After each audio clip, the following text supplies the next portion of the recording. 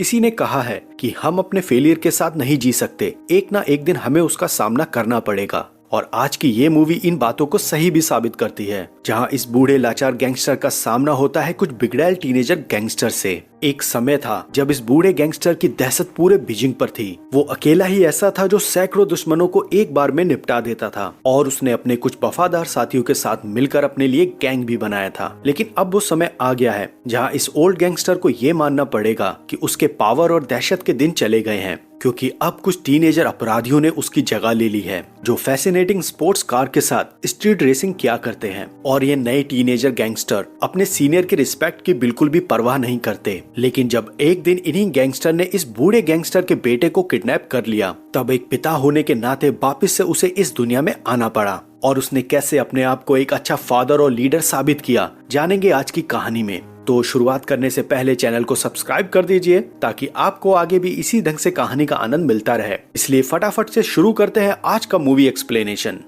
Movie की शुरुआत होती है इस बाइकर से, जो नए गैंग का है। इसलिए वो यहाँ पर एक लड़के के वॉलेट को चोरी कर लेता है और उसमें से पैसे निकालकर बाकी सब कुछ इस डस्टबिन में फेंक देता है। लेकिन यहाँ पर एक स्ट्रेंजर उसे ऐसा करते हुए देख रहा था। वो इस चोर से उसके ऑनर का आईडी कार्ड वापस करने को कहता है, क्योंकि इसे री इशू करवाना काफी ज्यादा डिफिकल्ट था। पहले तो ये इंसान समझ नहीं पाता कि उसे इस फालतू इंसान की बात क्यों सुननी चाहिए, लेकिन जब वो गौर से इस इंसान को देखता है तो वो इसकी बात मानने को तैयार हो जाता है, क्योंकि वो और कोई नहीं, वो बूढ़ा गैंगस्टर था। और अभी भी कुछ लोग इसका सामना करने से बचते हैं। इस बूढ़े गैंगस्टर का नाम है लुई, और इसकी एज 50 साल से भी ज्यादा है। साथ ही यहाँ पर लुई को ये बिल्कुल भी पसंद नहीं है कि कोई उसे गॉडफादर या उसके नाम से बुलाए, बल्कि वो अपने निकनेम मिस्टर सिक्स के नाम से बुलाए जाना पसंद करता है। अगली सुबह जब मिस्टर सिक्स अपने घर से निकलता है, तब वो देखता है कि एक पुलिस वाले ने किसी शॉप वेंडर को पकड़ लिया है। और यहाँ पर ये जो आदमी है वो मिस्टर सिक्स का साथी है, जिसका नाम जाओ है। इसके बाद मिस्टर सिक्स यहाँ आकर पुलिस वालों से इस झगड़े की वजह पूछता है। पुलिस वाला बताता है कि तुम्हारे दोस्त जाओ से जब उसकी कार को जब्त किया गया, तब उसने हमारे साथ हाथापाई की। साथ ही यहाँ पे पुलिस वाला ये भी बताता है कि जाओ के पास यहाँ पर बिजनेस करने का लाइसेंस नहीं है, और हमने जो कुछ किया है वो सब कानून के अंदर रहकर किया है। लेकिन जाओ ने ये सब सुनकर पुलिस वालों के साथ मिसबिहेव किया और उनकी गाड़ी भी तोड़ी। सब कुछ सुनने के बाद मिस्टर सिक्स को समझ में आ जाता है, और इसलिए वो जाओ से कहते हैं कि पुलिस वालों को उनका काम करने दो। इसी के साथ यहाँ पर मिस्टर सिक्स पुलिस वालों को उनकी कार तोड़ने के लिए उनको पैसे देता है। लेकिन यहाँ पर मिस्टर सिक्स ये भी समझाता है कि उनका बात करने का तरीका बहुत गलत है, क्योंकि उन्होंने जाओ को थप्पड़ मारा था, और इसलिए जाओ भी पुलिस वालों को थप्पड़ मारना चाहता है। शुरुआत में पुलिस वाले को ये मजाक लग रहा था, लेकिन जब मिस्टर सिक्स ने धमकी भरे हाथों से पुलिस वाले के गाल को थपथपाया, तब इस पुलिस वाले के चेहरे का रंग उड़ गया। लेकिन यहाँ पर मिस्टर सिक्स पुलिस वाले को समझाते हुए कहते हैं कि उनका ये मतलब नहीं था। उनके कहने का मतलब ये है कि पुलिस वालों को अपना काम कायदे से करना चाहिए और अपने गुस्से को कंट्रोल करना चाहिए। ये सब होने के बाद पुलिस वाले यहाँ से चले जाते हैं। इसके बाद हम देखते हैं कि यहाँ पर मिस्टर सिक्स अपने इसी दोस्त के लिए नई कार्ड बनाने में मदद करते हैं। और इन्हीं सब के बीच जाओ मिस्टर सिक्स के बेटे श्याबो की बात करता है, जिसे मिस्टर सिक्स ने कई महीनों से नहीं देखा, क्योंकि वो घर छोड़ के चला गया था। जाओ यहाँ पर मिस्टर सिक्स को एडवाइस देता है कि उसे अपने बेटे से एक बार मिलना चाहिए, क्योंकि आज की दुनिया ऐसी है, इसकी वजह से वो किसी भी गलत संगति में पड़ सकता है। लेकिन यहाँ पर मिस्टर सिक्स को देखकर ऐसा नहीं लग रहा था कि उन्हें अपने बेटे की फिक्र है। इसके बाद हम अगले सीन में देखते हैं कि मिस्टर सिक्स को पुलिस स्टेशन से कॉल आई है, जहां उन्हें ये बताया जाता है कि उनका एक पुराना साथी स्कैपर वो जेल में कैद है। इसके बाद मिस्टर सिक्स अपने दोस्त स्कैपर को छुड़ाने के लिए इस पार्लर में जाते हैं, और इस पार्लर की ओनर है हुआ, जो कभी मिस्टर सिक्स के गैंग में थी। यहाँ पर मिस्टर सिक्स हुआ से कुछ पैसे लेता है और पुलिस स्टेशन में जाकर अपने दोस्त स्कैपर को छुड़ा लेता है। इसके बाद स्कैपर और मिस्टर सिक्स एक साथ डिनर करते हैं, जहाँ मिस्टर सिक्स को ये पता चलता है कि उनका बेटा किसी अपार्टमेंट में रहता है। मिस्टर सिक्स को अपने बेटे की अब तक कोई परवाह नहीं थी, लेकिन अब वो अपने बेटे से मिलना चाहते हैं। इसलिए वो उस एड्रेस पे पहुंच जाते हैं जिसको स्कैपर ने दिया था और बताया था कि उनका बेटा यहीं रहता है।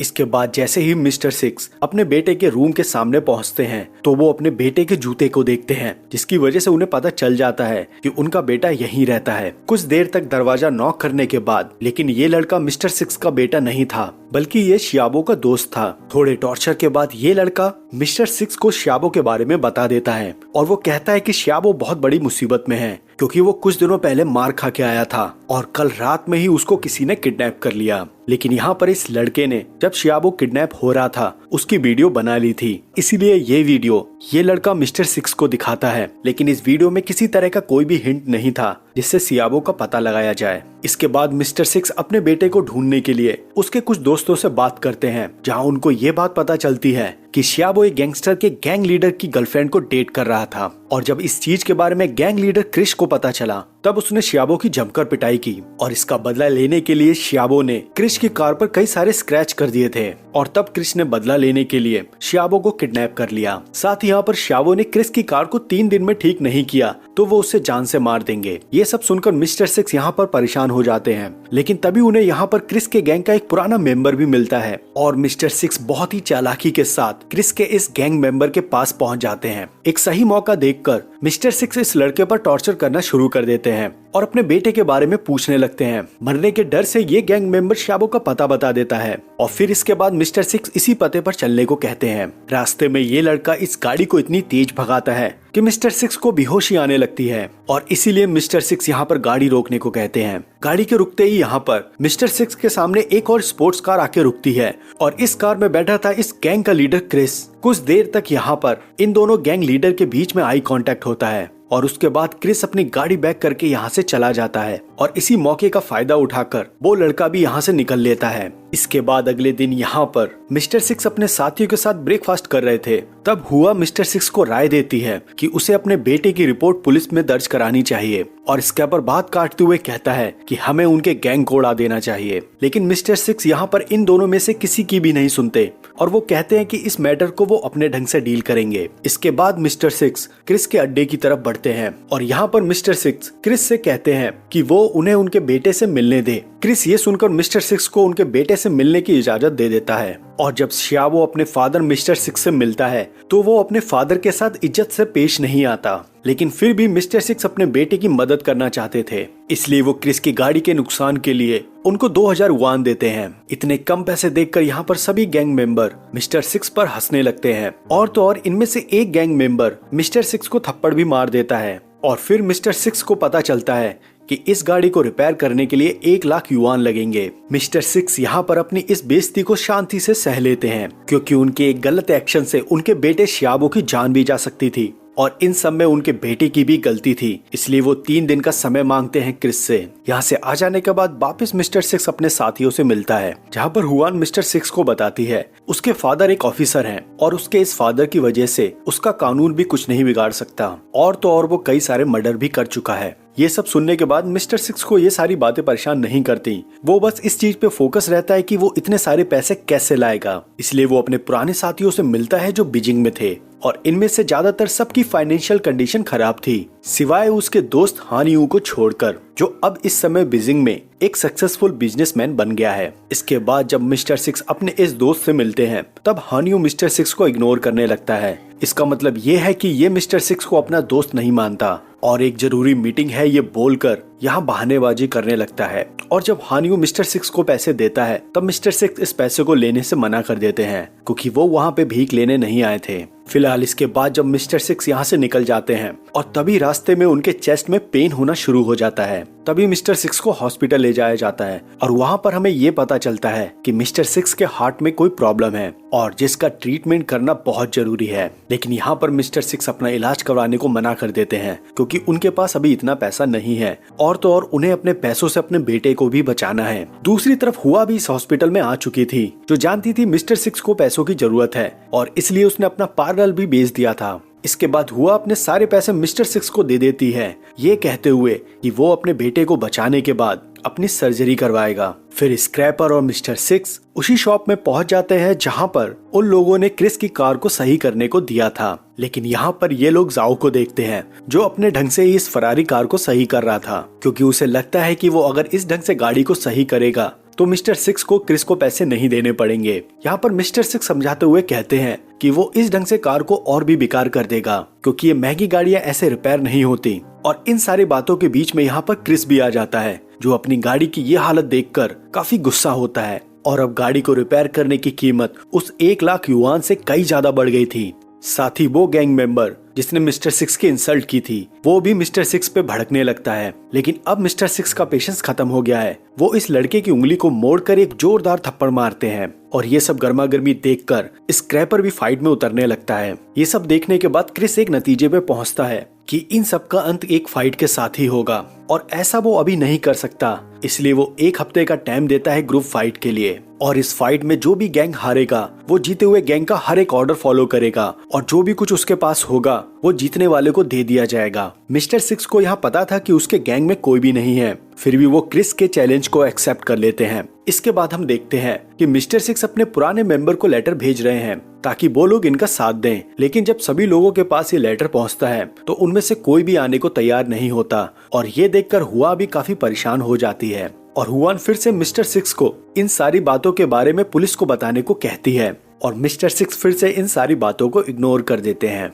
लेकिन तभी हुआ कि फोन पर एक कॉल आता है जो उससे उसके घर के बाहर आने को बोलता है और ये और कोई नहीं मिस्टर सिक्स का बेटा श्यावो है। और यहाँ पर श्यावो को क्रिस की गर्लफ्रेंड लेके आई है, साथ ही वो उन सभी पैसों को लौटा देती है जिनको मिस्टर सिक्स ने क्रिस को दिया था, क्योंकि अब क्रिस को इन पैसों की जरूरत नहीं थी। वो सारा मैटर अब फाइटिंग से निपटाने वाले थे। इसके बाद हुआन पैसों को लेकर मिस्टर सिक्स के पास जाती है, जहां अब मिस्टर सिक्स को अपने पैसे मिल गए हैं। साथ ही इन्हीं पैसों के बैग में एक लेटर भी था और ये लेटर क्या था हुआन को समझ में नहीं आता, इसलिए वो उस लेटर को डस्टबिन में फेंक देती हैं। साथ ही अब श्यावो अपने फादर के साथ रहने लगा है, जहां उनके हर रोज झगड़े होते हैं और इन सब को रोकने के लिए हुआन को इंटरफेयर करना पड़ता है। और फिर एक दिन श्यावो ने हुआन को बताया कि उसका ये बिहेवियर ऐसा क्यों है। श्यावो ने बताया कि कभी उसके फादर ने उस पर ध्यान नहीं दिया और ना ही कभी उसकी कोई केयर की। ये सारी बातें सुनकर हुआन डिनाइल कर देती है और वो बताती है कि वो मिस्टर सिक्स को अपने 16 साल की उम्र से जानती है। वो उसके अतीत के बारे में सब कुछ जानती है। कई लोग डरते थे जब वो गैंगस्टर था, लेकिन इसके अलावा उसकी एक गुड साइड भी थी जो उसे एक ऐसा इंसान बनाती थी कि लोग उससे प्यार करते थे। और ये बात बिल्कुल क्लियर थी कि वो अपने साथ के बंदों को ऐसा ट्रीट करता था जैसे उसके बच्चे हो। लेकिन यहाँ पर मिस्टर सिक्स का यही रिग्रेट है कि उन्होंने कभी श्यावो के लिए अपना प्यार जाहिर नहीं किया। इसलिए हुआन श्यावो को अपने फादर को एक और चांस देने का कहती है। ये सुनने के बाद श्यावो अपने फादर के पास जाता है और एक अच्छी और नई कन्वर्सेशन शुरू करता है और इस चीज की वजह से इन दोनों के रिलेशन काफी सुधरने भी लगते हैं। और यहीं पर ये दोनों प्लान बनाते हैं कि जब वो क्रिस के गुंडों से निपट लेंगे तब वो अपने लिए एक बार खोलेंगे। लेकिन तभी मिस्टर सिक्स के हार्ट में फिर से पेन उठता है और उनको तुरंत हॉस्पिटल ले जाया जाता है, जहां श्यावो को पता चलता है कि उसके फादर को दिल की बीमारी है। और डॉक्टर यहाँ पे बताती है कि मिस्टर सिक्स की प्रॉब्लम पहले से ज्यादा बढ़ चुकी है और बिना सर्जरी के वो बिल्कुल ठीक नहीं हो सकते। इसके अलावा मिस्टर सिक्स का पुराना दोस्त हान यू इस पूरे खर्चे के लिए तैयार था, लेकिन मिस्टर सिक्स ने मदद लेने के लिए सीधा मना कर दिया। इसके बाद अगले सीन में हम देखते हैं श्यावो और मिस्टर सिक्स हुआ को हॉस्पिटल में छोड़कर अपने घर की ओर बढ़ने लगते हैं और वो जैसे ही घर जाकर देखते हैं तो उन्हें पता चलता है किसी ने उनके घर पर तोड़ाफोड़ी की है और साथ ही उनके फेवरेट पेट को भी मार दिया है। अपनी पेट के मर जाने के बाद मिस्टर सिक्स काफी इमोशनल होते हैं और उसे दफनाने के बाद जैसे वो अपने घर की तरफ बढ़ते हैं तब क्रिस का गैंग उन्हें घेर लेता है, जो मिस्टर सिक्स से उस लेटर के बारे में पूछते हैं। लेकिन यहाँ पर मिस्टर सिक्स को उस लेटर के बारे में कुछ भी नहीं पता है। फिर क्रिस के लोग मिस्टर सिक्स को धमकी देने लगते हैं, जिसके जवाब में मिस्टर सिक्स उनको हिट करता है और श्यावो को मदद ढूंढने के लिए वहाँ से जाने को कहता है। श्यावो के कुछ दूर जाते ही क्रिस के गुंडे मिस्टर सिक्स को मारने लगते हैं और इधर श्यावो अपने फादर को पिटते हुए देखता है, इसलिए वो अपने फादर की मदद करने के लिए वापस आ जाता है। लेकिन यहाँ पर ये गुंडे उसको मारकर बेहोश कर देते हैं। इसके बाद हमें हॉस्पिटल का सीन दिखाया जाता है, जहाँ श्यावो अब आईसीयू में है और अपने बेटे की ये हालत देखकर मिस्टर सिक्स के अंदर से पुराना गैंगस्टर बाहर निकल आता है। मिस्टर सिक्स स्क्रैपर के गुंडों के साथ क्रिस के कार शॉप पर पहुंचते हैं और बुरी तरह से तोड़फोड़ करना शुरू कर देते हैं। और तभी यहाँ पर ये लोग इस चीज को नोटिस करते हैं कि ये शॉप अब खाली हो चुकी है और तभी ये फोन बजने लगता है और इस फोन पर एक आदमी मिस्टर सिक्स को बताता है कि वो उसे उस लेटर को वापस कर दे जो उन पैसों के साथ उस बैग में था। और ये सुनने के बाद मिस्टर सिक्स को पता चल जाता है कि यहाँ पर किस लेटर की बात हो रही है और इसके बाद मिस्टर सिक्स इसी लेटर को ढूंढना शुरू कर देते हैं और घर आकर कई सारे डस्टबिन में खोजने के बाद उनको ये लेटर मिल जाता है। और जब इस लेटर को चेक किया जाता है तब इन्हें पता चलता है कि ये क्रिस के अकाउंट की एक स्टेटमेंट है। मतलब क्रिस के फादर ने क्रिस के नाम पर स्विस बैंक में एक अकाउंट खोला था ताकि अपना सारा ब्लैक मनी इस अकाउंट में रख सके और इस अकाउंट में अब तक 7.8 मिलियन पैसा ट्रांसफर हुआ है। इस इंफॉर्मेशन के साथ मिस्टर सिक्स फिर से क्रिस से मिलते हैं ताकि वो फिर से एक नई डील कर सकें। और क्रिस इसके बदले में कई सारे पैसे देने को भी तैयार हो जाता है। लेकिन यहाँ पे क्रिस एक और मांग रखता है कि क्रिस वही फाइट करना चाहता है जो उन्होंने कई दिनों पहले प्लान किया था। और क्रिस की ये डिमांड सुनकर मिस्टर सिक्स मान जाते हैं। इसके बाद जब फाइट वाला दिन आता है तब मिस्टर सिक्स घर से निकलने से पहले इस लेटर को प्रोसिक्यूटर ऑफिस भेज देते हैं। दूसरी तरफ स्कैपर अपने पुराने साथियों से मिलता है और वो उन सभी से कहता है कि वो आखिरी बार अपने बॉस का साथ दें। साथ ही वो मिस्टर सिक्स की फिजिकल कंडीशन को भी बता देता है ताकि अगर मिस्टर सिक्स को कुछ होता है तो उनकी आखिरी सांसों में वो सभी उनके साथ होंगे। अब आखिरकार वो दिन आ गया है जब मिस्टर सिक्स अपने शॉर्ट और साइकिल के साथ अपनी उस फाइट की जगह पे पहुंच चुके हैं और ये जगह एक फ्रोजन लेक है। इसके बाद मिस्टर सिक्स इस फ्रोजन लेक पर चलते हुए अपने राइवल क्रिस के पास पहुंचते हैं और एक जोरदार आवाज से उसको कॉल देते हैं। दूसरी तरफ यहाँ पर मिस्टर सिक्स का साथ देने के लिए स्क्रैपर के साथ नए और पुराने लोग भी आ जाते हैं, जिसे देखकर मिस्टर सिक्स खुश तो होते हैं लेकिन वो उन सभी को इस फाइट में लड़ने से मना भी कर देते हैं और वो कहते हैं कि उनकी बॉडी जितनी भी अनफिट हो वो इस फाइट में अकेले ही लड़ेंगे। इसके बाद मिस्टर सिक्स अपनी तलवार के साथ चिल्लाते और भागते हुए क्रिस की तरफ बढ़ते हैं, लेकिन मिस्टर सिक्स की हेल्थ कंडीशन बिल्कुल भी सही नहीं थी, इसलिए उनकी अचानक से सांस फूलने लगती है और वो अपनी आखिरी फाइट शुरू करने से पहले ही इस फ्रोजन झील में मर जाते हैं। ये सब देख के मिस्टर सिक्स के साथी मोटिवेट होते हैं और इस फाइट को जीतने के लिए वो सब आगे बढ़ने लगते हैं। और इसके बाद इन दोनों के बीच में आखिरी फाइट होती है और एक धांसू फाइट के बाद मिस्टर सिक्स के लोग इस फाइट को जीत जाते हैं। इसके बाद हम मूवी के एंड में कुछ फाइनल सीन देखते हैं जहां हमें ये पता चलता है कि पुलिस वालों ने कुछ दिनों के लिए मिस्टर सिक्स के आदमियों को जेल में रखा था और उन्हें अब छोड़ दिया गया है। दूसरी तरफ मिस्टर सिक्स का बेटा श्याबो अब इन सारी चीजों से रिकवर हो चुका है और उसने लिए अपनी एक बार भी खोल ली है और इसी बार के अंदर एक टीवी पे हम ये न्यूज सुनते हैं कि क्रिस के फादर को गैर कानूनी काम के लिए गिरफ्तार कर लिया गया है और यहीं पर यह मूवी खत्म हो जाती है। तो यहाँ तक देखा हो तो प्लीज चैनल को सब्सक्राइब करना मत भूलना। ऐसी अगर और भी कहानी सुननी है तो इनमें से किसी पर भी क्लिक कर सकते हो।